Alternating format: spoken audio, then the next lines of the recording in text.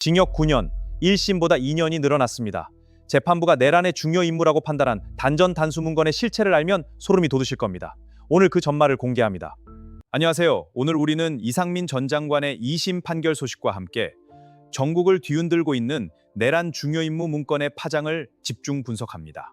1심 판결을 뒤집고 형량이 늘어난 결정적 근거가 무엇인지 끝까지 주목해 주세요. 최근 서울고등법원은 이상민 전 장관에게 징역 9년을 선고했습니다. 는 1심의 징역 7년보다 무려 2년이나 가중된 결과인데요.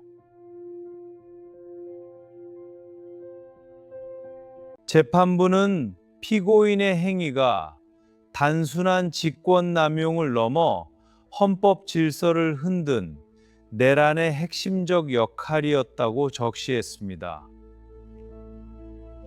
여러분은 공직자의 형량이 2심에서 이렇게 크게 늘어나는 경우를 자주 보셨나요? 사법부의 이번 판단이 우리 사회의 정의를 바로잡는 신호탄이 될 수. 이번 판결의 핵심 스모킹 건은 바로 단전 단수 실행 문건이었습니다.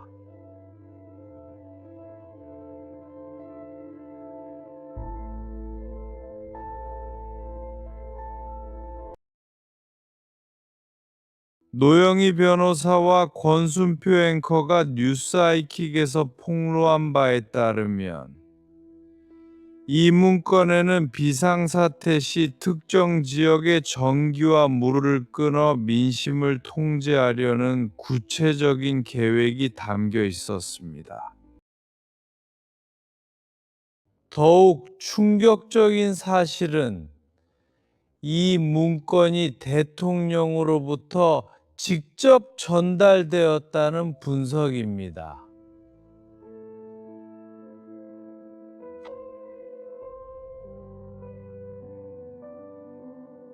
권순표 앵커는 이 문건의 전달 경로가 비선이 아닌 공식 라인을 타고 내려왔다는 점에 주목하며 이것이 단순한 검토 수준이 아닌 실행 임무였음을 강조했습니다. 잠시 생각해보죠. 이것은 상상조차 힘든 단전과 단수의 공포입니다. 도시의 불빛처럼 하나둘 꺼져가는 상황입니다. 이 위협에 대해 신중히 대응해야 합니다. 만약 실제로 우리 동네의 전기와 물이 정치적 목적으로 끊겼다면 어떤 일이 벌어졌을까요? 이는 단순한 행정을 넘어선 생존권의 문제입니다. 노영희 변호사는 이번 2심 재판부가 내란죄의 구성 요건 중 하나인 국헌문란의 목적이 이 문건을 통해 명확히 증명되었다고 판단했다고 분석했습니다.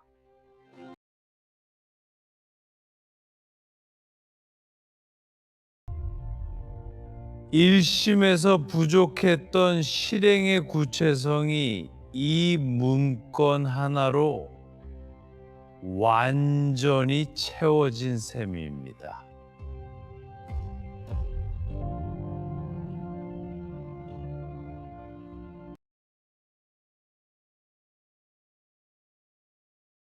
뉴스 하이킥의 분석에 따르면 이상민 전 장관은 이 문건을 수령한 뒤 관계 부처에 은밀히 실행 준비를 지시했습니다. 재판부는 이를 내란의 중요 임무 종사로 보았습니다.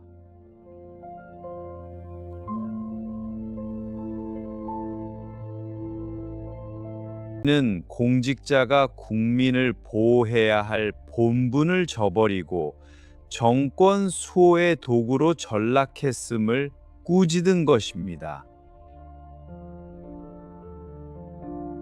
여기서 퀴즈 하나 드릴게요. 내란죄가 적용될 때 가장 중요하게 보는 요소는 무엇일까요? 1번 폭동의 규모, 2번 국헌문란의 목적. 정답은 잠시 후에 방금 전 퀴즈의 정답은 2번 국헌문란의 목적입니다.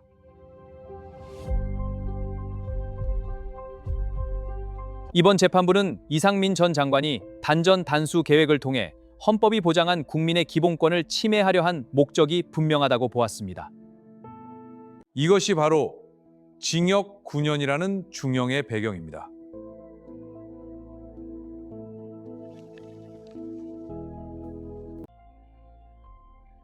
윤석열 대통령의 국무회의 발언도 다시금 회자되고 있습니다.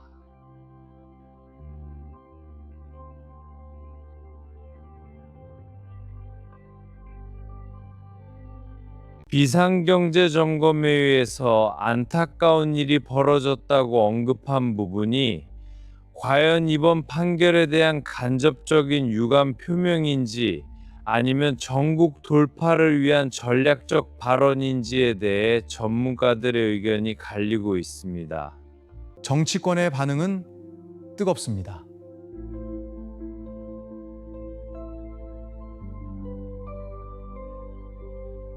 한동훈 대표와 이재명 대통령 사이에 미묘한 신경전도 감지되는데요.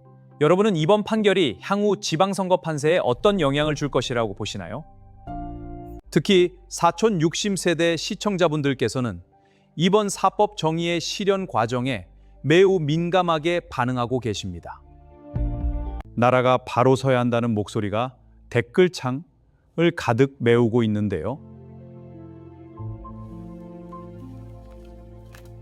공직자의 책임이 어디까지인가에 대한 사회적 합의가 다시금 시험대에 올랐습니다.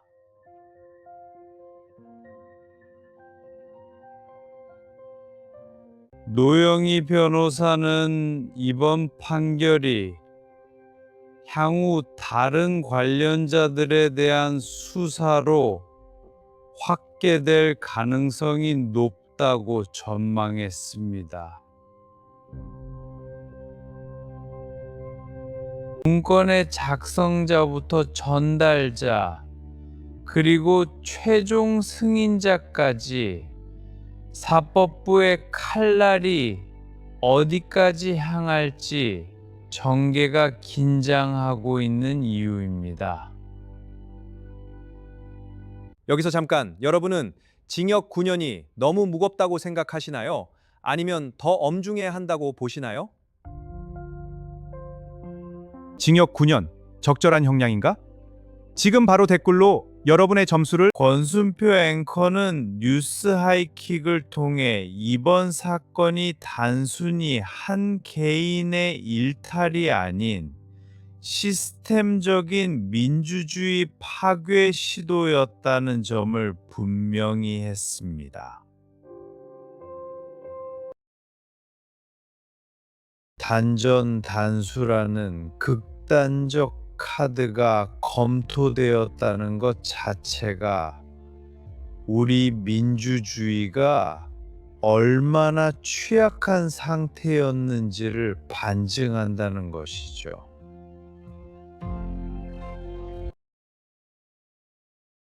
과거 신종호 판사의 사례처럼 이번 재판부의 커리어와 판결 성향도 주목받고 있습니다.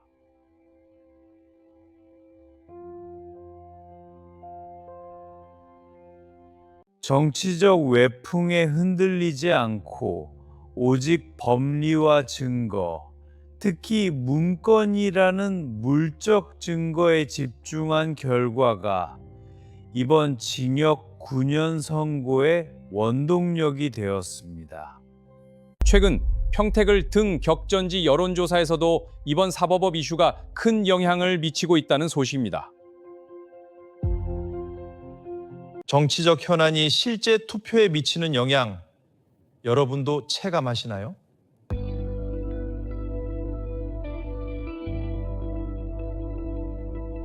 이번 판결의 파장은 지방선거 공천 과정에도 영향을 줄 것으로 보입니다.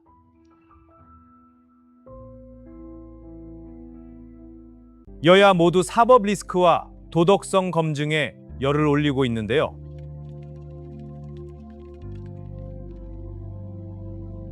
이상민 전 장관의 사례는 공직 후보자들에게 강력한 경고 메시지가 되고 있습니다.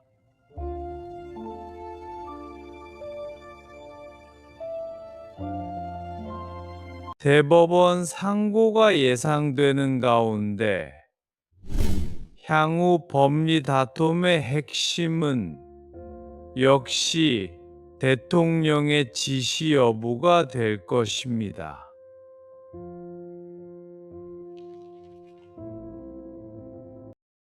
만약 대법원에서도 2심의 판단이 유지된다면 이는 대한민국 헌정사에 남을 중대한 판례가 될 것이 분명합니다.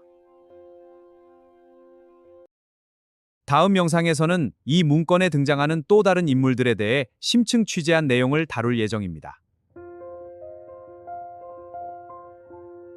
궁금하시다면 지금 바로 구독 버튼을 확인해 주세요. 결론적으로 이번 징역 9년 선고는 단순한 형벌을 넘어 우리 공직 사회에 국민을 향한 칼날은 반드시 자신에게 돌아온다는 준엄한 교훈을 남겼습니다. 사법부의 결단이 전국에 미칠 파장은 이제 시작일 뿐입니다.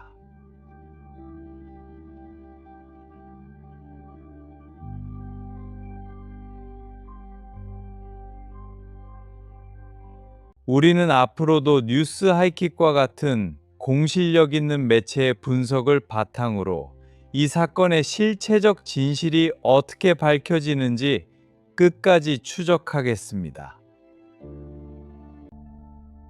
여러분의 관심이 곧 사법 정의를 지키는 힘입니다.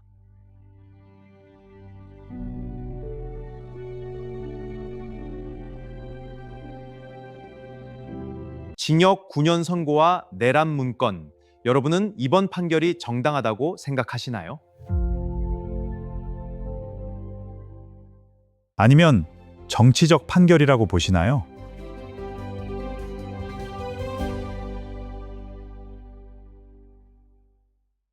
댓글로 여러분의 소중한 의견을 들려주세요. 구독과 좋아요는 더 깊이 있는